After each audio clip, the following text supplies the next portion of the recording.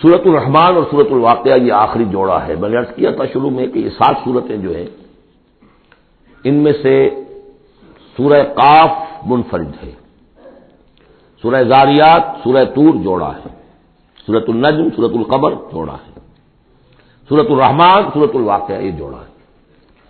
یہ جوڑا بڑا عجیب ہے.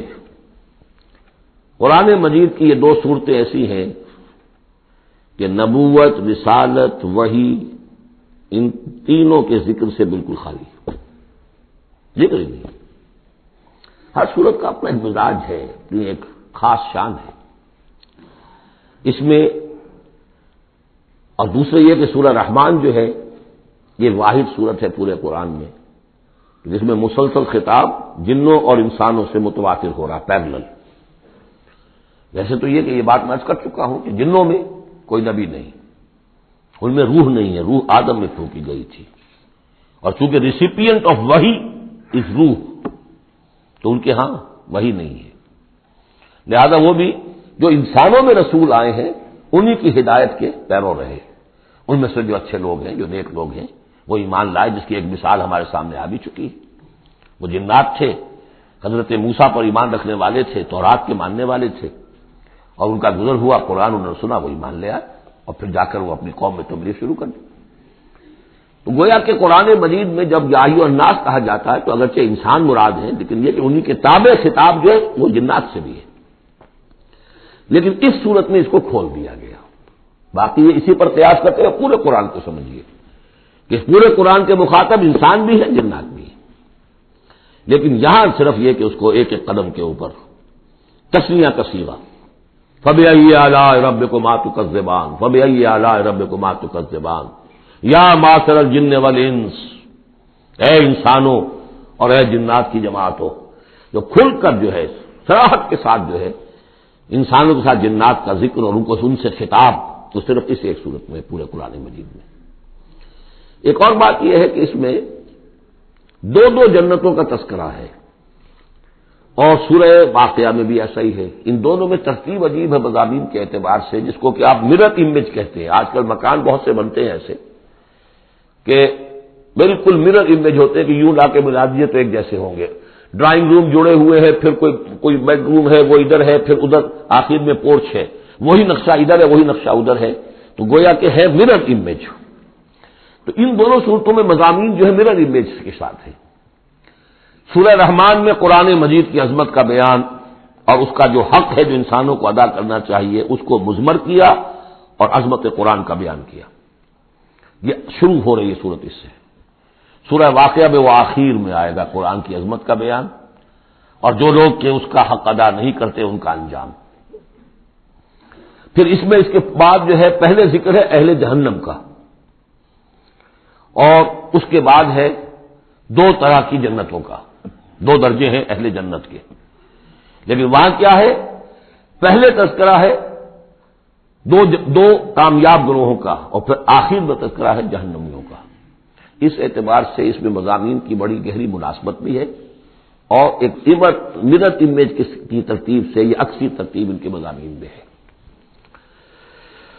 سورۃ الرحمن بسم اللہ الرحمن الرحیم. نوٹ کر لیجئے یہ ترجیحی جو آیت ہے اس میں 31 مرتبہ آئی ہے آیت. کل آیات 78 ہیں، جن میں سے 31 جو ہیں وہ تو در حقیقت فَبِأَيِّ آلَاءِ رَبِّكُمَا تُكَذِّبَانِ اس کی تکرار ہے.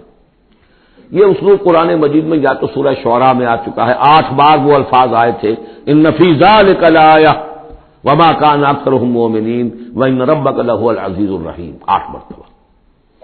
یا یہ القمر میں ہم 4 دفعہ پڑھ چکے ہیں، فَكَيْفَ كَانَ عَذَابِي وَنُذُرِ وَلَقَدْ يَسَّرْنَا الْقُرْآنَ لِلذِّكْرِ فَهَلْ مِن مُدَّكِرٍ. اور یہاں سورۃ الرحمن میں 31 بار آئے گا فَبِأَيِّ آلَاءِ رَبِّكُمَا تُكَذِّبَانِ.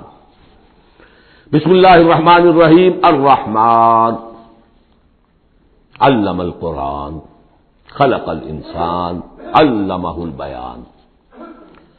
رحمان، اور یہ اللہ کا وہ نام ہے جو رحمت کے مادے سے، لیکن خاص شان اس کی یہ ہے کہ جس میں ایک طوفانی کیفیت ہے اللہ کی رحمت، ٹھاٹھے مارتے ہوئے سمندر کی طرح. غضبان ہم پڑھ چکے ہیں 2 دفعہ، نہایت غضبناک. حضرت موسیٰ کے لیے لفظ آیا غضبان آصفہ. تو عرب کہے گا اگر بھوک سے مر رہا ہے انا جوعان، پیاس سے مر رہا ہے انا عطشان، تو رحمان کے وزن پر بہت مبالغہ ہوتا ہے، اور اس میں ایک شان ہوتی ہے جیسے کہ طوفانی شان، طوفان وہ بھی اسی میں ہے۔ اور رحمان وہ ہستی کہ جس کی رحمت ٹھاٹھے مارتے سمندر کے مانند ہے۔ علم القرآن، اس نے قرآن سکھایا ہے۔ یعنی یہ کہ قرآن مجید کی عظمت کا تصور کرو، یہ اللہ کی رحمانیت کا مظہر عتم ہے، اس کی رحمت کی سب سے بڑی شان، اس کا مظہر عتم جو ہے وہ قرآن ہے۔ دوسری بات یہ، اللہ کے ناموں میں چوٹی کا نام رحمان ہے، بہت پسندیدہ، رحمت کی تو ضرورت ہر شخص کو ہے۔ حضور نے فرمایا میں بھی مستغنی نہیں۔ آپ نے ایک موقع پہ فرمایا کہ کوئی جنت میں صرف اپنے اعمال کی بنیاد پر نہیں جائے گا جب تک کہ رحمت خداوندی دستگیری نہ کرے۔ اور حضرت عائشہ سے ہے یہ روایت۔ حضرت عائشہ نے پوچھ لیا، ظاہر بات ہے میاں بیوی کے درمیان ایک بے تکلفی بھی ہوتی ہے کہ کیا حضور آپ بھی؟ آپ نے فرمایا ہاں میں بھی۔ الا ان یتغمدنی ربی برحمتہ، میں بھی جنت میں نہیں جا سکوں گا مگر اس صورت میں کہ میرا رب مجھے اپنی رحمت سے ڈھانپ لے۔ تو رحمان چوٹی کا نام ہے اللہ کے ناموں میں سے، اور جو علم اللہ نے دیا ہے انسان کو اس میں چوٹی کا علم قرآن ہے۔ ایک علم وہ ہے ریویلڈ نالج جس کی چوٹی یہ ہے، ایک علم ہے ایکوائرڈ نالج، رفتہ رفتہ انسان جا رہا ہے، لیکن سب سے اونچا علم، سب سے بڑا علم خلق الانسان، اسی نے انسان کو بنایا، اور اس کی کریشن کا کلائمیکس انسان ہے، تخلیق کی معراج انسان ہے۔ خلقتہ بیدیہ، اپنے دونوں ہاتھوں سے بنایا ہے، جس میں عالم امر اور عالم خلق جمع ہو گئے۔ اس سے آگے علمہ البیان، جو صلاحیتیں انسان کو دی ہیں ان میں چوٹی کی صلاحیت جو ہے بیان ہے۔ انسان کو کہا گیا حیوان ناطق، نطق، قوت بیان۔ اور یہ بات ہمیں معلوم ہے کہ یہ جو انسان کا جو برین ہے، ظاہر بات ہے گوریلاز میں بھی ہے، چمپینزیز میں بھی ہے، اور بھی حیوانات کے اندر بھی ہے، گھوڑے کا بھی برین ہے، لیکن یہ برین جیسے جیسے رفتہ رفتہ لوور اینیمل سے اوپر آپ آ کر دیکھتے ہیں، ہائیسٹ انسان کے اندر آ کر اس کا جو گرے میٹر ہے، وہ جو ہائیسٹ ایوالوڈ فارم ہے، اس میں مختلف ایریاز ہیں۔ یہ ویژن کا ایریا ہے، آنکھ سے جو انفارمیشن جا رہی ہے وہ پھر ڈسائفر ہوتی ہے گرے میٹر کے اس پچھلے حصے کے اندر، ہیئرنگ ایریا ہے۔ لیکن سب سے بڑا رقبہ جو ہے وہ ہے اسپیچ سینٹر، اور اس کے دو حصے ہیں، دوسرے کی بات سننا اور سمجھنا، پھر اپنی بات کہنا، یہ دو ایسپیکٹس ہیں اس کے۔ تو اسپیچ سینٹر، اس میں دونوں چیزیں آ جائیں گی، کلام کا فہم اور پھر کلام کو دوسروں تک پہنچانا۔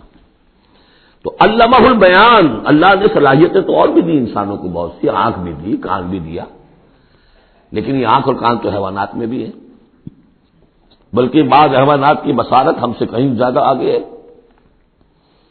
بعض حیوانات وہ ہیں کہ جنہیں روشنی کی بھی ضرورت نہیں دیکھنے کے لیے، بغیر اندھیرے میں بھی دیکھتے، ہم تو اندھیرے میں نہیں دیکھ سکتے۔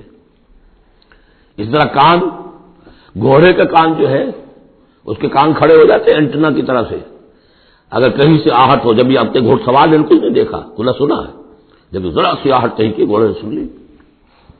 اس حوالے سے باقی چیزیں جو ہیں ان میں تو یہ کہ علیحدہ علیحدہ گنا جائے گا تو صلاحیتیں باقی شاید انسان سے بہتر بھی دوسرے حیوانات میں ہیں۔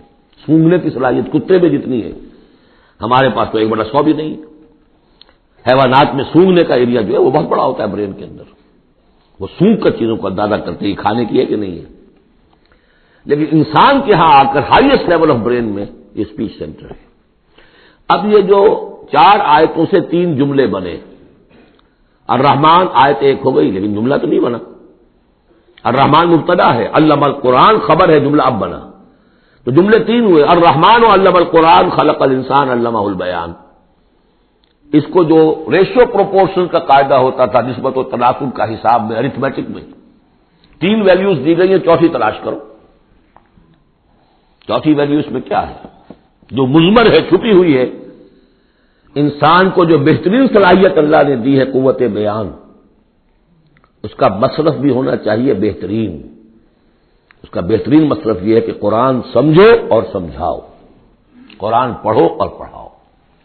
جیسے کہاوت ہے کہ توپ اس لیے نہیں بنتی کہ اس سے مکھیاں ماری جائیں، اسی طرح اتنی بڑی صلاحیت جو تمہیں اللہ نے دی ہے، اسی صلاحیت کو وکلا استعمال کرتے ہو، جو اچھا آرگو کر سکے اس کی فیس بڑھتی چلی جاتی۔ ڈیماگوگ کوئی لیڈر ہے، بڑی اچھی تقریر کر سکتا ہے، وہ بڑھنے مارنے پر جو ہے مجمع کو آمادہ کر دے گا، لوگوں کو آمادہ کر دے گا، وہ اپنی گردنیں کٹوا دیں گے، لیڈر بن جائے گا۔ تو یہ صلاحیت جو اس لیے نہیں ہے کہ تم دنیا میں لیڈریاں اپنی بناؤ اس کے ذریعے سے، اس کا مصرف کیا ہے؟ قرآن سمجھو اور سمجھاؤ۔ یہ ہے بیان، اللہ کا بیان۔ اس بیان کو سمجھنا، پہلے تو اسپیچ سینٹر کا وہ حصہ جو ہے اس کو سمجھے، اور پھر اسپیچ سینٹر کا جو دوسرا جو حصہ ہے وہ اس کو بیان کرے۔ چنانچہ اس کو کھول کر بیان کر دیا محمد رسول اللہ صلی اللہ علیہ وسلم نے۔ حدیث ہے آپ کی جس کے راوی ہیں عثمان ابن عفان۔ دیکھیے نام کے اندر بھی وہ قافیہ مل رہا ہے، الرحمن علم القرآن خلق الانسان علمہ البیان عن عثمان ابن عفان۔ اب عفان کے بیٹے عثمان نے روایت کیا، حضور نے فرمایا خیرکم من تعلم القرآن وعلمہ، اور خیر یہاں پر سپرلیٹو کے سنس میں آ رہا ہے، تم میں بہترین لوگ وہ ہیں جو قرآن سیکھیں اور سکھائیں۔ اب سورہ قمر کے فوراً بعد یہ وَلَقَدْ يَسَّرْنَا الْقُرْآنَ لِلذِّكْرِ فَهَلْ مِن مُّدَّكِرٍ الرحمن علم القرآن خلق الانسان علمہ البیان الشمس والقمر بحسبان۔ یہ سورج اور چاند سب ایک حساب کے ساتھ ہیں، ان کی گردش حساب کے ساتھ ہے، اسی حساب سے دن بن رہے ہیں، راتیں بن رہی ہیں، ہفتے اور سال اور مہینے بن رہے ہیں۔ والنجم والشجر یسجدان، نجم جو ہے تو ستارے، سورج اور چاند کے مناسبت سے تو اس کے لیے ستارے کی مفہوم ہے، لیکن نجم جو عربی زبان میں جھاڑیوں کو بھی کہتے ہیں جو زمین میں ہوتی ہیں، کیونکہ یہ ستارے بھی زمین میں اتنے نظر آتے ہیں جیسے کہ جھاڑیاں ہوں۔ تو النجم والشجر یسجدان، شجر کے حوالے سے اگر ترجمہ کرتے ہیں تو وہ جھاڑیاں، یہ بھی سجدہ کرتے ہیں، اللہ کے سامنے سربسجود ہوتے ہیں، ان کے سائے جیسا کہ کئی دفعہ آ چکا ہے۔ والسماء رفعها ووضع الميزان، اور آسمان کو اس نے بلند کیا اور اس میں رکھے ترازو۔ یہاں اس سے مراد وہ ترازو نہیں ہے جو کہ تولتی ہے دنیا کے اندر، اس میں بیلنس ہے، کاسمک بیلنس۔ آسمان اور زمین کے اندر، آسمان میں جتنے اجرام سماویہ ہیں، ان کو جو چیز تھامے ہوئے ہے، قائم رکھے ہوئے ہے، وہ ایک بیلنس ہے۔ جو کشش ثقل ہے، ان کی مختلف، یہ سب ایک دوسرے کو کھینچ رہے ہیں، اور ادھر ادھر سے دونوں طرف سے جو کھینچ ہے وہ ہر کرے کو اپنی جگہ پر رکھے ہوئے ہے۔ یہ بیلنس جب ذرا سا گڑبڑ ہوگا اور یہ کرے آپس میں ٹکرا جائیں گے، فاصلے بھی کہیں تو ہوتا ہے conversely proportional to the distance, لہذا جو گریویٹیشنل فورس ہے، اگر ایک طرف سے ذرا فاصلہ کم ہو گیا، اس کا مطلب دوسری طرف بڑھ گیا، تلپٹ ہو جائے گا۔ تو یہ کاسمک بیلنس ہے۔ والسماء رفعها ووضع الميزان الا تطغوا في الميزان، دیکھو اس میزان میں، اس توازن میں، یہ جو بیلنس ہے یہاں کا، اس میں کوئی کمی بیشی نہ کرو، بد زیادتی کرو۔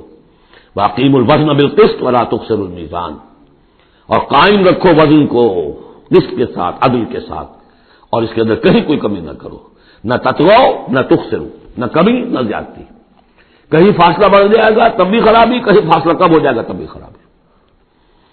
والارض وضعها للانام، الفاظ کی مناسبت سے بعض لوگوں نے سمجھا کہ ترازو ہی مراد ہے، تو ٹھیک ہے، اس میں کوئی حرج نہیں ہے اگر مراد لی جائے، لیکن ترتیب دیکھیے جس طرح یہ آ رہا ہے الشمس والقمر بحسبان۔ اب اس کے حوالے سے یہ گویا کہ کاسموس کی بات ہو رہی ہے، اس کاسموس کی بات کے بعد نیچے اتر کے والارض وضعها للانام، تدریجاً نیچے آ رہے ہیں، اور زمین کو ہم نے بنا دیا، رکھ دیا لوگوں کے لیے، پست کر دیا، ان کے قدموں میں بچھا دیا اپنی مخلوقات کے لیے، اور مخلوقات میں انسان بھی ہیں، جنات بھی ہیں۔ فیہا فاکہۃ، اس میں میوے ہیں، والنخل، اور کھجوریں ہیں، ذات الاکمام، جن پر کے غلاف چڑھے ہوتے ہیں، والحب ذو العصف، اور اناج ہے جس کے ساتھ بھس بھی ہوتا ہے، والریحان، اس کے دو ترجمے ہیں، ایک تو یہ کہ اور خوشبودار پھول بھی ہے، یا یہ کہ اور دوسری غذائیں بھی ہیں۔ فَبِأَيِّ آلَاءِ رَبِّكُمَا تُكَذِّبَانِ، عام طور پر جو ترجمہ ہے اس میں آلا کا ترجمہ کیا گیا ہے نعمتیں، لیکن اصل میں یہاں نعمت قدرت ان دونوں کو جمع کیجیے. کہیں وہ نعمت کا تذکرہ ہے، کہیں اللہ کی قدرت کا ذکر ہے، اس کی قدرت کی نشانیاں ہیں. فَبِأَيِّ آلَاءِ رَبِّكُمَا تُكَذِّبَانِ، تو تم اپنے رب کی کون کون سی نعمتوں اور قدرتوں کا انکار کرو گے. تکذبان صیغہ ہے تثنیہ کا، دونوں سے خطاب ہو رہا ہے، انسانوں سے اور جنوں سے، اور یہ بات آگے چل کر واضح ہو جائے گی.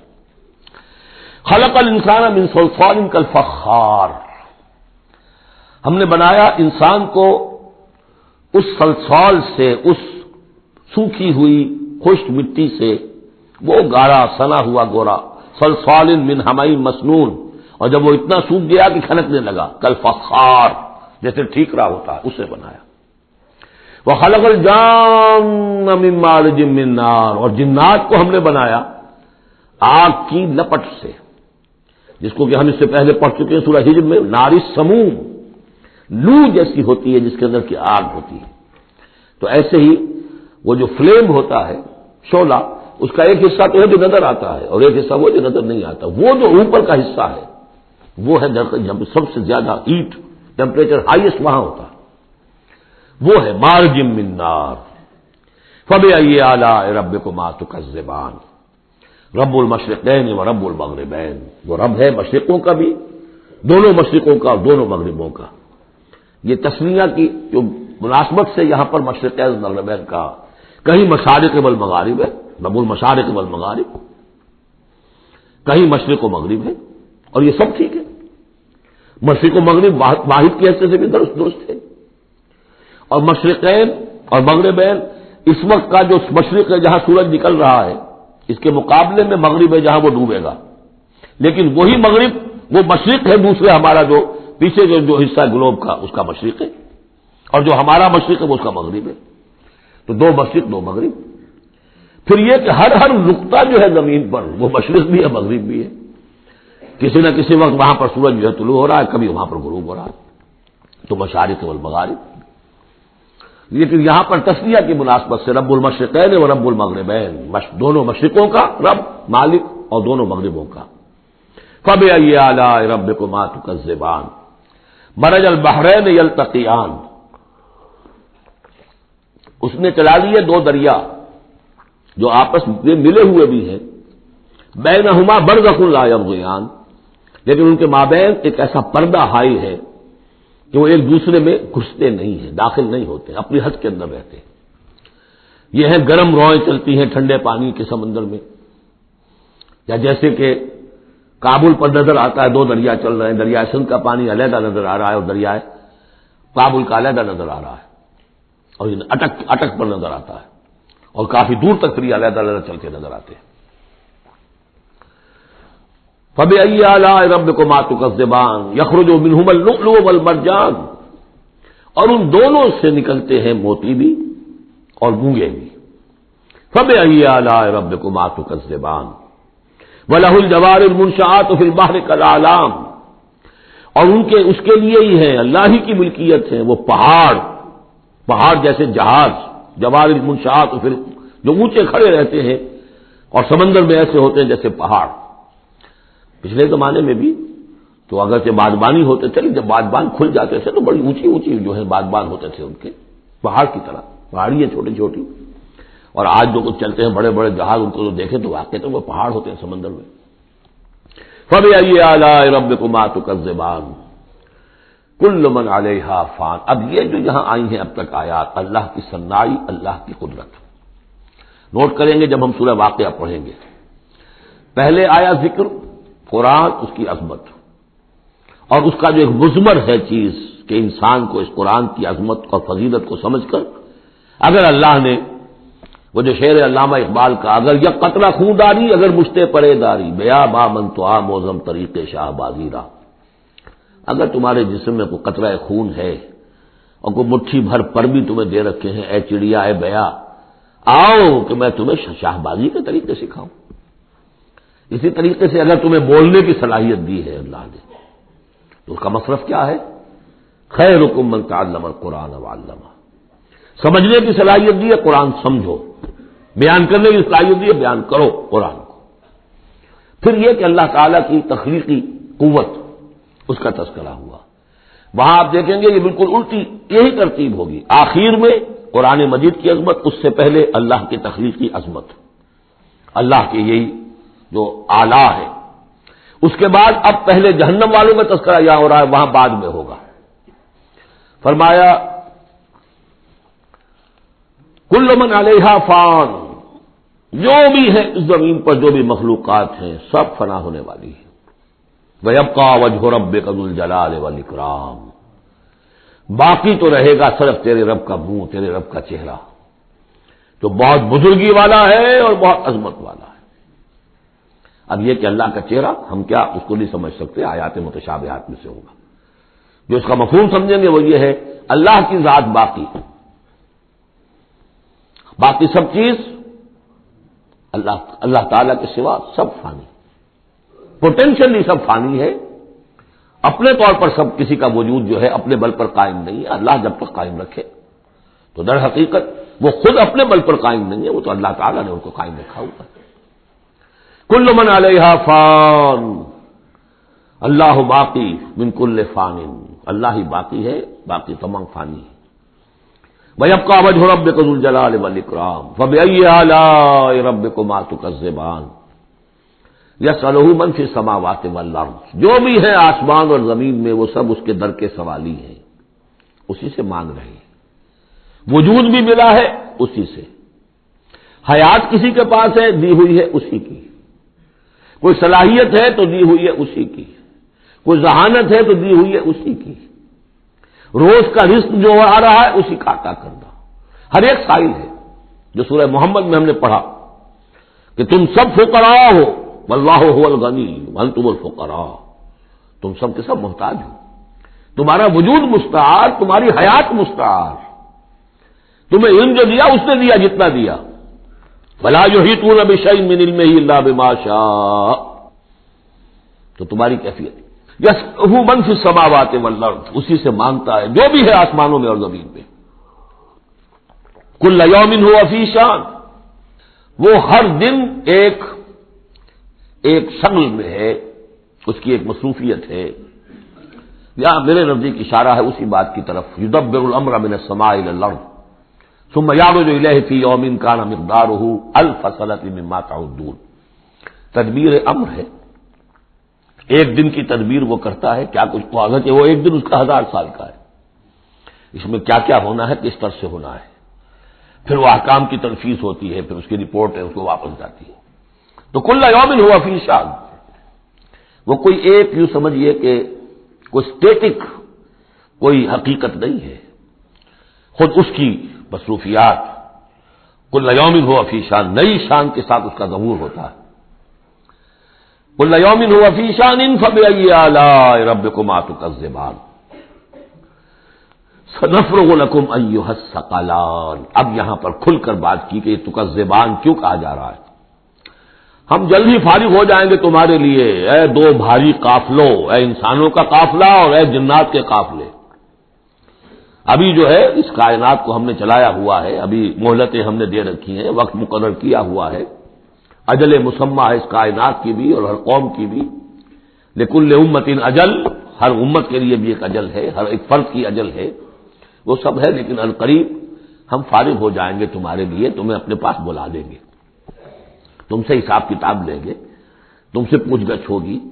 فبأی آلاء ربکما تکذبان، تو اے جنات اور اے انسانوں کی جماعت، تو تم اپنے رب کی کن کن نعمتوں کا اور کن کن صنائیوں کا، کن کن قدرتوں کا انکار کرو گے۔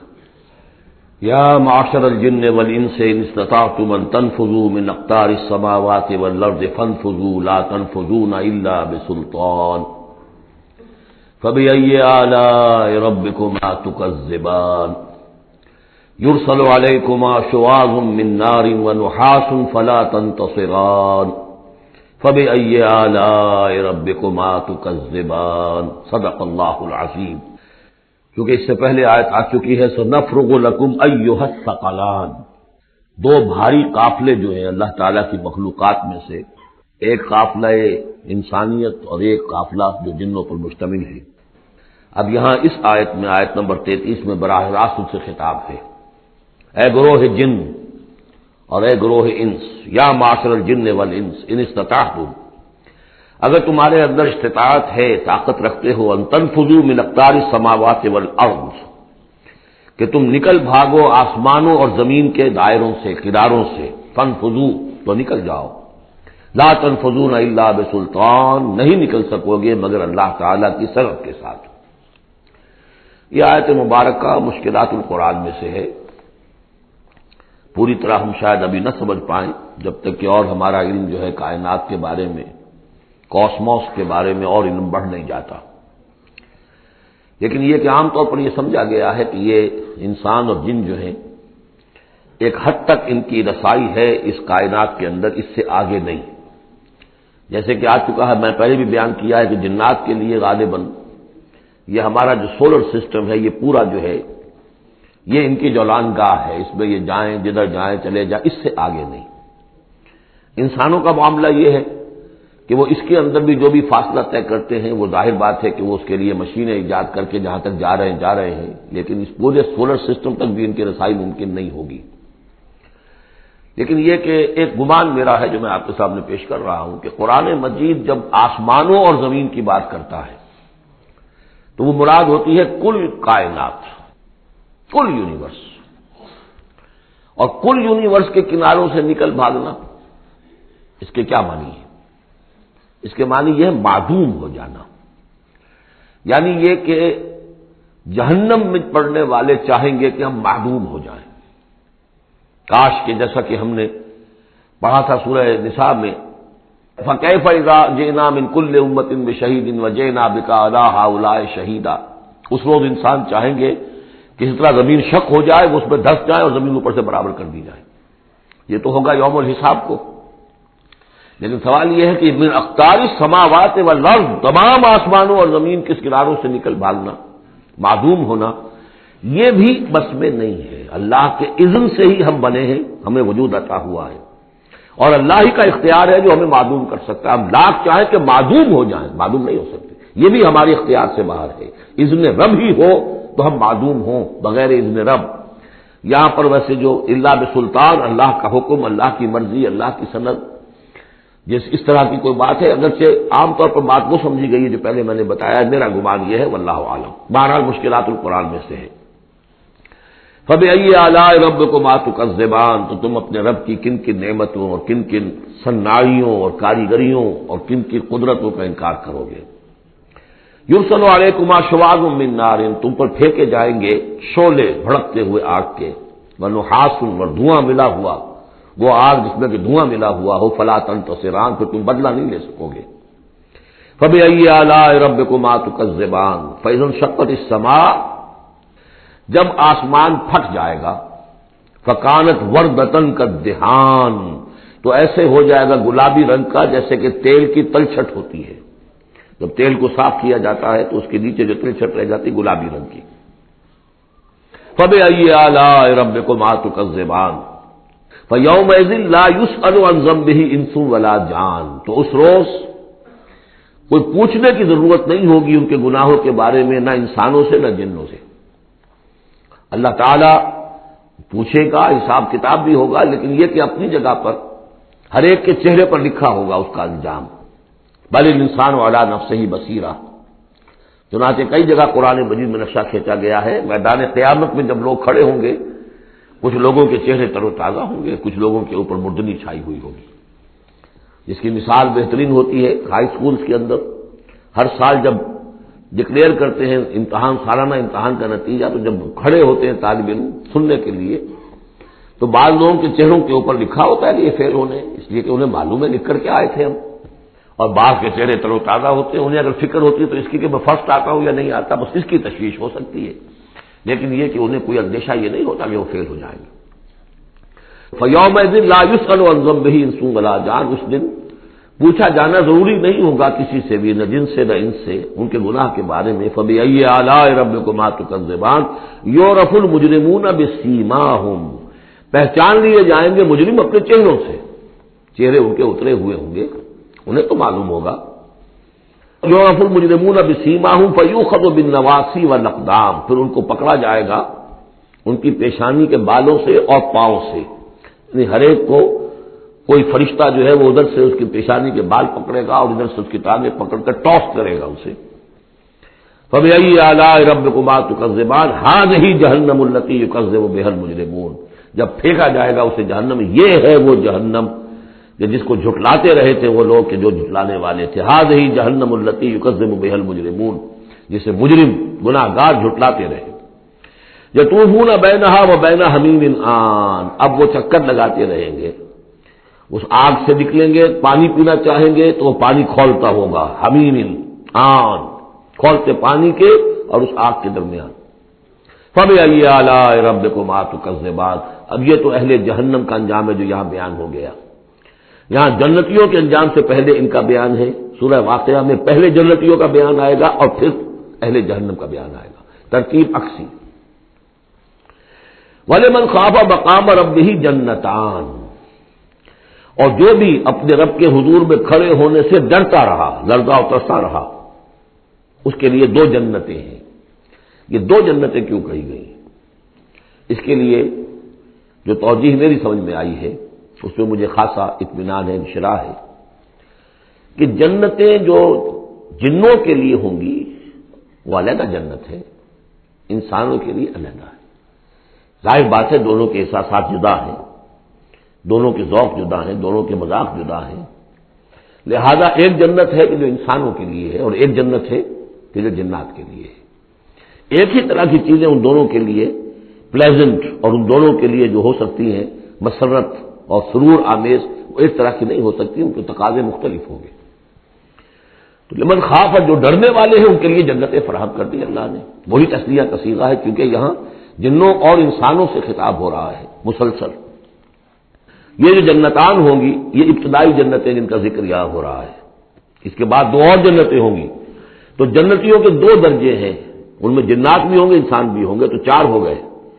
کمتر درجے کے جنتی انسان اور جن دو، اور برتر درجے کے جنتی انسان اور جن دو، تو دو اور دو چار۔ تو یہاں پر اس سورہ مبارکہ میں چار جنتوں کا ذکر ہے۔ پہلے یہ کمتر درجے کے جنتیوں کا ذکر ہو رہا ہے۔ وَلِمَنْ خَافَ مَقَامَ رَبِّهِ جَنَّتَانِ فَبِأَيِّ آلَاءِ رَبِّكُمَا تُكَذِّبَانِ ذَوَاتَا أَفْنَانٍ، اس کی بہت سی شاخیں ہوں گی اس جنت کی۔ فَبِأَيِّ آلَاءِ رَبِّكُمَا تُكَذِّبَانِ فِيهِمَا عَيْنَانِ تَجْرِيَانِ، ان دونوں میں چشمے ہیں۔ اب عینان، ایک ایک جنت میں ایک ایک چشمہ ہے جو بہہ رہا ہے۔ فَبِأَيِّ آلَاءِ رَبِّكُمَا تُكَذِّبَانِ، اپنے رب کی کون کون سی نعمتوں کو جھٹلاؤ گے۔ فِيهِمَا مِن كُلِّ فَاكِهَةٍ زَوْجَانِ، اور ان دونوں میں ہر طرح کے جو میوے ہیں ان کی دو دو قسمیں ہیں، جوڑے ہیں۔ فَبِأَيِّ آلَاءِ رَبِّكُمَا تُكَذِّبَانِ مُتَّكِئِينَ عَلَىٰ فُرُشٍ بَطَائِنُهَا مِن اسْتَبْرَقٍ وَجَنَى الْجَنَّتَيْنِ دَانٍ، اور وہ وہاں تکیہ لگائے ہوں گے، سہارا لگائے ہوں گے ایسے فرشوں پر کہ جن کے استر بنے ہوئے ہوں گے گاڑھے ریشم کے، استر ہوں گے گاڑھے ریشم کے، تو جو ان کا اصل جو اوپر کا حصہ ہوگا وہ کس شے کا ہوگا، گویا کہ وہ تمہارے تصور سے باہر ہے۔ وَجَنَى الْجَنَّتَيْنِ دَانٍ، اور دونوں جو باغ ہیں دونوں جنتوں کے، ان کے جو پھل ہیں میوے وہ جھک رہے ہوں گے نیچے کو ہوں گے، تاکہ آرام سے جنتی جو ہے جو چاہے حاصل کر لے۔ فَبِأَيِّ آلَاءِ رَبِّكُمَا تُكَذِّبَانِ فِيهِنَّ قَاصِرَاتُ الطَّرْفِ، ان جنتوں میں ہوں گی وہ عورتیں کہ جن کے نگاہیں نیچے جھکی ہوئی ہوں گی۔ عورت کے اندر شرم اور حیا جو ہے اس کا خاص زیور ہے، یہ خود اس کے حسن کا ایک حصہ ہے۔ تو نگاہوں کا نیچا ہونا یہ اصل میں حیا اور شرم کی علامت ہے، نیچے نگاہ والیاں۔ لم یطمثن انس قبلہم ولا جان، ان کو چھوا نہیں ہوگا اس سے پہلے نہ کسی انسان نے نہ جن نے، ان سے پہلے۔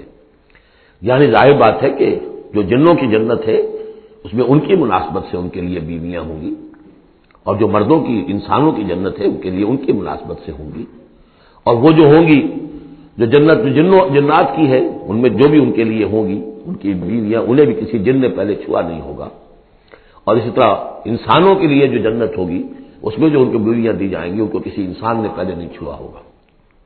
فَبِأَيِّ آلَاءِ رَبِّكُمَا تُكَذِّبَانِ كَأَنَّهُنَّ الْيَاقُوتُ وَالْمَرْجَانُ وہ جو ہوں گی بیویاں دی جائیں گی ان جنتوں میں، وہ ایسے ہوں گی جیسے لال اور مونگے.